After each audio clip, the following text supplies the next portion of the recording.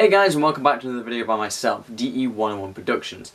Today I'm continuing my look at Doctor Who Series 11, and this week we are looking at episode 2.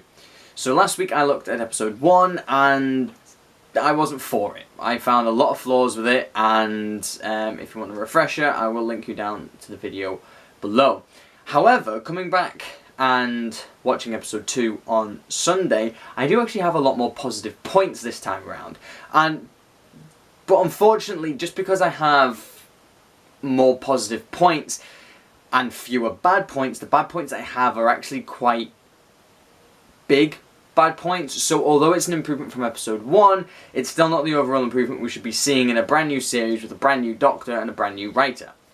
However, that being said, I did enjoy episode 2 a lot more. So let's dive into what I did enjoy. So starting with the good points, as we did last week, there are quite a number. I really enjoyed the music again. The music was really fitting and it was really atmospheric, and it still worked for the series itself. It's not bombastic, it's not over the top, and it's just kind of a bit more low-key and in the background.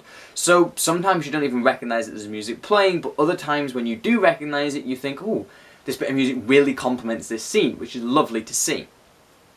Another fantastic point is Bradley Walsh, and I'm sorry I keep bringing him up, but oh my god, I love him. I love him to bits. Bradley Walsh is certainly outdoing himself, and the character development for Graham, probably.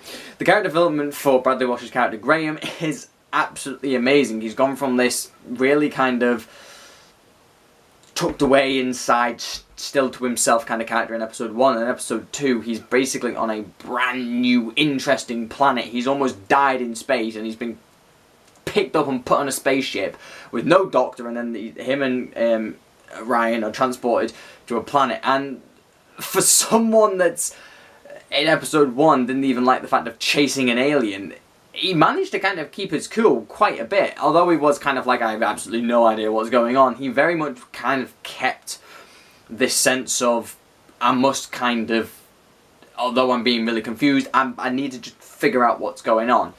And it was really nice to see that.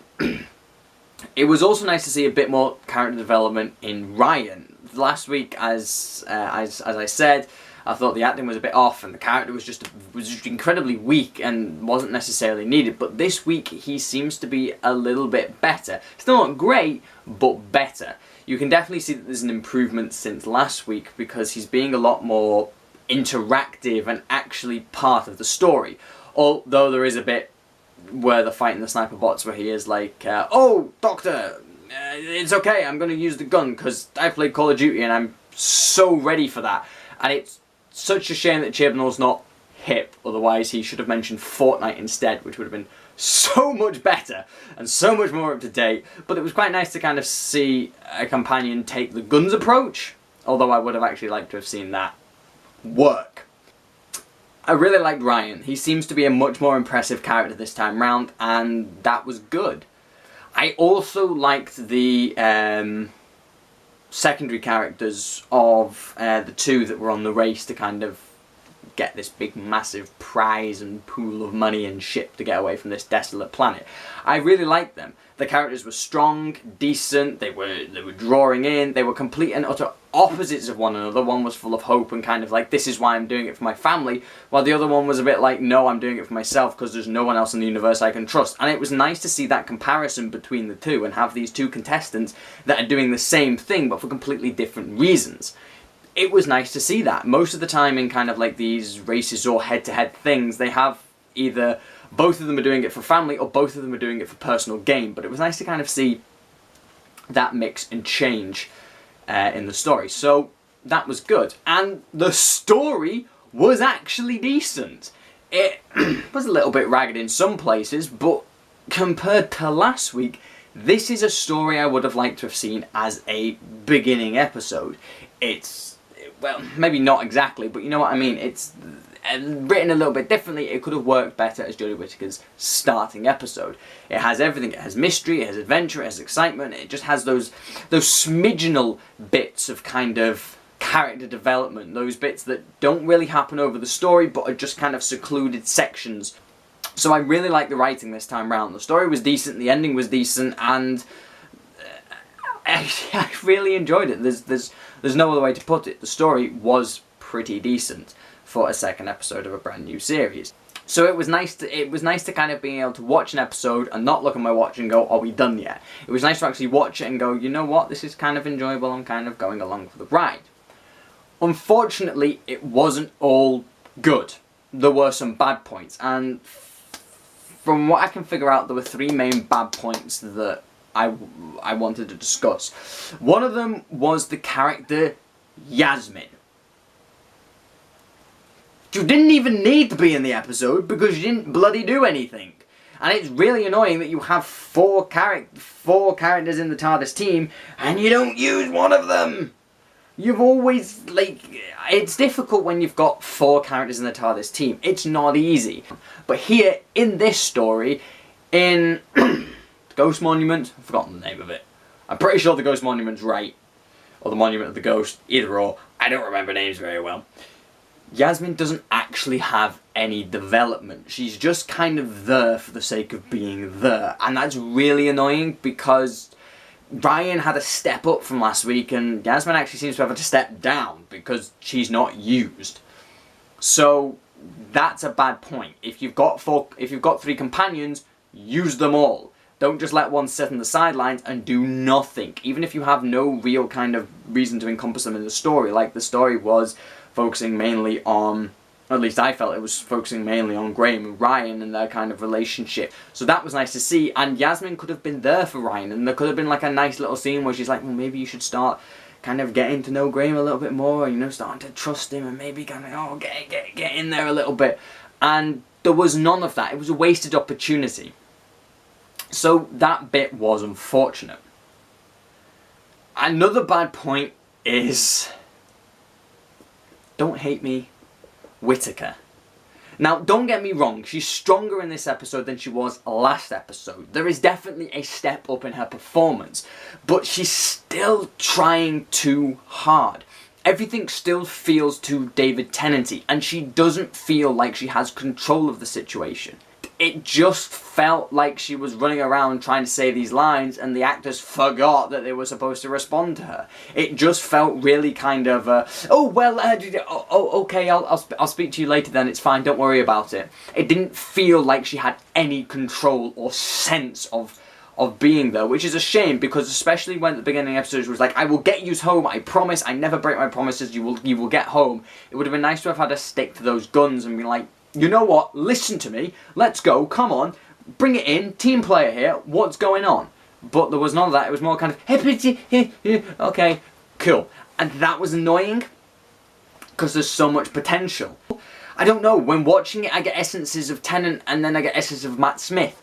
And it's fine to get essences of other Doctors, like when, in Beast Below, when Matt Smith's telling Amy, no, after this you're going home, that is it, I'm done. There was kind of like that draw through of Colin Baker. You kind of went, oh, that's the 6th Doctor, right? They're taking control and going, you know what, I've had enough.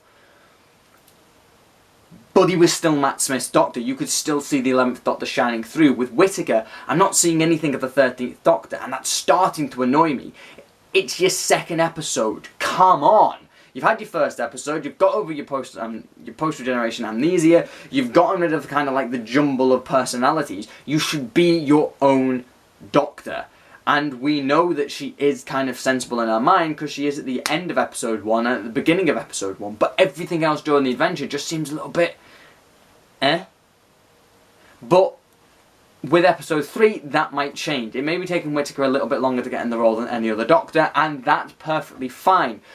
But from a fan's point of view that's trying to kind of look at the series in a positive view, if the Doctor isn't really doing it for me, I don't really have any kind of want to kind of continue, which is really annoying. Coming on to my last point, is probably the saddest one. Although the story was good, and there was definitely an increase in character development, especially with Ryan and Graham, everything seems forced. There are moments in this story where everything seems forced. Nothing seems to gel well. There are points in the story where lines are being said and you just think they're being said for the sake of being said. And I don't know what it is. Maybe it's because they're not used to working together. Maybe it's because it's just a brand new series. Everyone's brand new to it. They're just kind of trying to find their way in the world. I don't know. But something's not right and something's still not working to kind of make it seem like an episode of Doctor Who. Again, though, over time that might change. It is only episode 2, but I'm being very critical because I'm someone who was, to begin with, very sceptical of Chris Chibnall and very sceptical of Jodie Whittaker. So I need to be convinced, and so far I'm not being convinced. So moving on to episode 3. Episode 3 deals with Rosa Parks.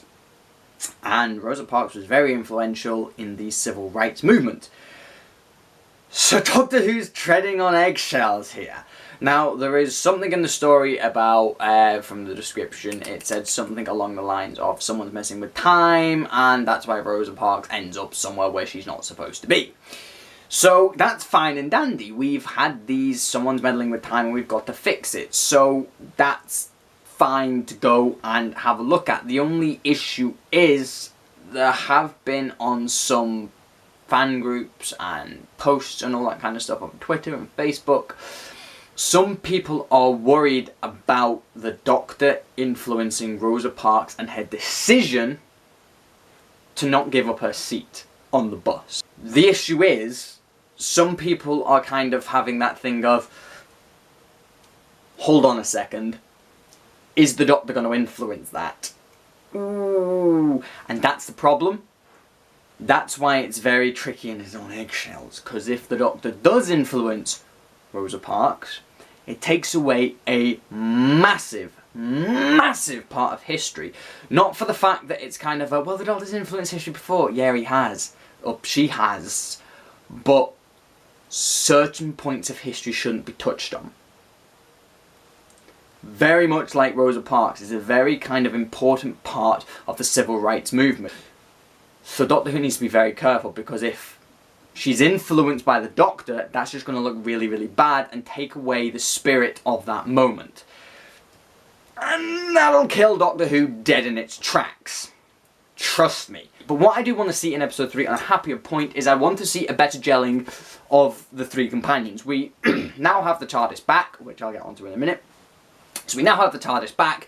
There's so much opportunity to kind of mix and work with that.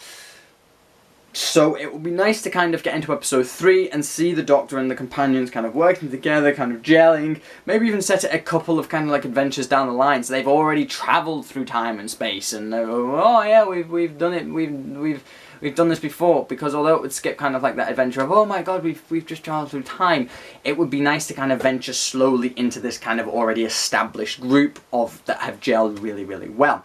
I want to see Yasmin actually do something in the next episode. And I want the story to continue to be nice, simple and straightforward. Nothing over the top.